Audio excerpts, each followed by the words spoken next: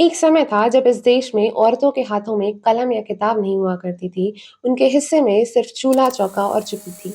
एक समय था जब सवाल पूछना पाप था और सीखना एक विद्रोह। इतिहास के उसी अंधेरे में हमें मिले ज्योतिबा फुले और सावित्रीबाई फुले, जिन्होंने सिर्फ अपने लिए नहीं पूरे समाज के लिए रोशनी बनने का फैसला किया।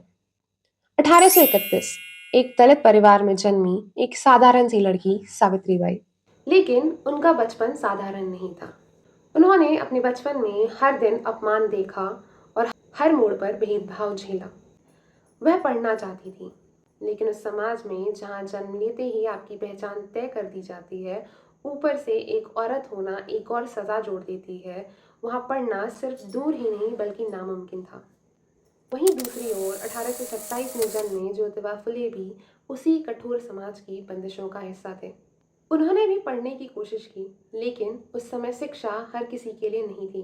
जैसे ही उन्होंने स्कूल के लिए अपना कदम बढ़ाया, उन्हें समाज के विरोध का सामना करना पड़ा।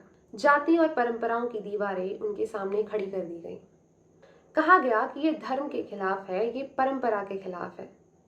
डर इतना गहरा था कि उनके अपने पिता ने समाज के बहिष्कार के डर से उन्हें स्कूल से निकाल दिया, जिसकी वजह से उनकी पढ़ाई बीच में ही रुक गई। लेकिन ज्ञान रुकने वाला नहीं था। कुछ समय बाद उन्होंने फिर से दृढ़ता के साथ अपनी पढ़ाई पूरी की।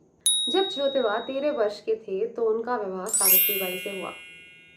लेकिन यह विवाह साधारण नहीं था। यह विवाह दो विचारों का संगम था जो इस समाज को बदलने की ताकत रखता था।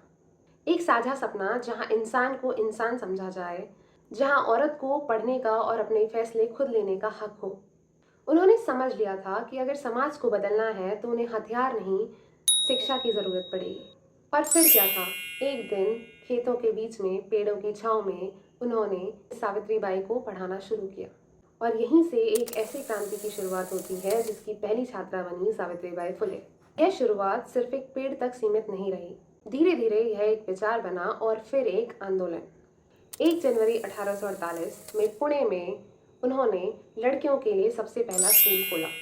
पहले दिन सिर्फ 6 लड़कियां आई थीं, लेकिन यह 6 लड़कियां इतिहास की शुरुआत थी। सावित्रीबाई अब सिर्फ एक छात्रा नहीं थी, वह भारत की पहली महिला शिक्षिका बन चुकी थी। लेकिन यह रास्ता आसान नहीं था, क्योंकि हर रोशनी अंधेरे को चुभती है, और यहाँ भी ऐसा ही हुआ। जब सावित्रीबाई स्कूल पढ़ाने जाती थीं, तो उन पर हर दिन पत्थर फेंके जाते थे, कीचड़ उछाला जाता था, गाली गलौज की जाती थी, हर मोड़ पर अपमान था। लेकिन उन्होंने हार नहीं मानी। वह हर दिन अपने साथ एक अतिरिक्त साड़ी लेकर निकलती थीं, ताकि वो स्कूल पहुंचकर गंदगी धो सके और ज्ञान बांट सके। जरा सोचिए कितनी हिम्मत चाहिए होती होगी जब पूरी दुनिया आपके विरोध में हो और आप फिर भी अड़िग रहें। समाज का बहिष्कार, अपनों की बेरुखी, सब कुछ सहकर भी जो सच की मशाल जलाए रखे, वही क्रांति है। ज्योतिबा फुले और सावित्रीबाई फुले ने यह साबित कर दिया कि इतिहास समाज की मंजूरी से नहीं बल्कि अपनी संकल्पों की आग से लिखा जाता है। उन्होंने सिर्फ पढ़ाया नहीं, उन्होंने हर एक व्यवस्था को चुनौती दी जो समाज को बंदिशों में रखता है। विधवा पुनर्विवाह, अंतर जातीय विवाह, महिलाओं के अधिकार, हर उस जंजीर को तोड़ने की कोशिश की जो बराबरी के रास्ते में खड़ी थी। उन्होंने औरत को दया के पात्र से अधिकार के आवाज तक का रास्ता दिखाया। उनका मानना था कि अगर समाज को सच में बदलना है तो शिक्षा ही एक माध्यम है, क्योंकि शिक्षा इंसान को सोचने की ताकत देती है।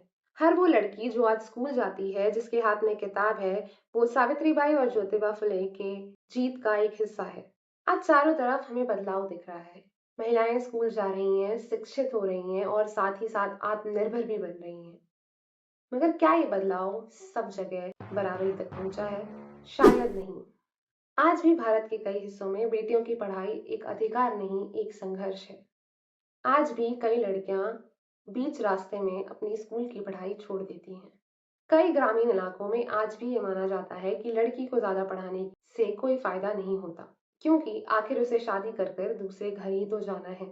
और यह सोच यही नहीं रुकती, बल्कि बहुत जगह यह भी कहा जाता है कि लड़की ज्यादा पढ़ लेगी तो उसका दिमाग खराब हो जाएगा, अपने संस्कार भूल जाएगी। सोचिए, जहाँ शिक्षा को सशक्त बनाने का माध्यम होना चाहिए, वहां उसे डर और नियंत्रण का कारण बना दिया जाता है। जिस लड़ाई की शुरुआत सावित्रीबाई और ज्योतिबा फुले ने करीब 2 सदी पहले शुरू की थी, शायद वो आज भी अधूरी है। क्योंकि ये लड़ाई सिर्फ स्कूल खोलने की नहीं थी, ये लड़ाई सोच बदलने की थी। और ये लड़ाई तब तक खत्म नहीं होगी जब तक हमारे समाज में तर्क से ज्यादा वजन पुरानी सोच को दिया जाएगा। जब तक किताबों की आवाज से ज्यादा अंधी परंपराओं की आवाज हमारे घरों में गूंजेंगी, और जब तक रीति रिवाज के नाम पर महिलाओं और पिछड़े वर्ग को ज्ञान की रोशनी से दूर रखा जाएगा। वर्षों से अज्ञानता और अंधविश्वास को परंपरा के नाम पर ही बचाया गया है, और इसका एक ही इलाज है ज्ञान। लेकिन वो ज्ञान नहीं जो सिर्फ रट कर परीक्षा पास करवा दे, बल्कि वो ज्ञान जो हमें सवाल पूछना सिखाए, जो हमें हिम्मत दे कि हम किसी भी चीज के सामने खड़े होकर पूछ सकें कि क्यों।